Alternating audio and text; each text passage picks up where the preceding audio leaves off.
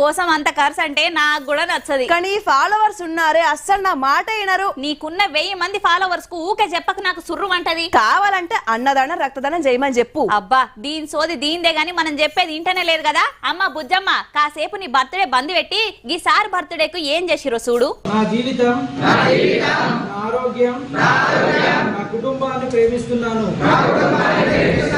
మాదక ద్రవ్యాలు మనసును శరీరాన్ని భవిష్యత్తును నాశనం చేస్తాయని నాకు తెలుసు.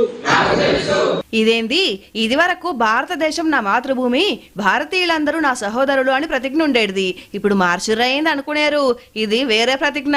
మామూలుగా ఎమ్మెల్యే బర్త్డేలంటే కటౌట్ కట్టి పాలాభిషేకాలు, పూలాభిషేకాలు, అన్నదానాలు, రక్తదాన శిబిరాలు కూడా పెడతారు. కానీ కోరుట్ల ఎమ్మెల్యే కల్వకుంట్ల సంజయ్ అన్న అనుచరులు యూత్ పిల్లగాళ్లతోటి ప్రతిజ్ఞ చేయించారు. మాదక ద్రవ్య రహిత సమాజం కోసం నేను నా వంతు కృషి చేస్తానని పాటిస్తున్నాను. నిన్నయాల్లా ఏలడంత లేని పోరగాన్లు ఎన్నెన్ని నేషాలు పడుతున్నారు. సిగరెట్లని, మందని, గంజాయని అడ్డమైన అలవాట్లు అన్ని నేర్చుకొని అయ్య వాళ్ళ మాట కూడా వినకుండా తయారైతున్నారు కదా. అందుకని ఎమ్మెల్యే గారి అనుచరులు కాలేజీలలో గిట్ల ప్రతిజ్ఞ చేయించారు అన్నట్టు.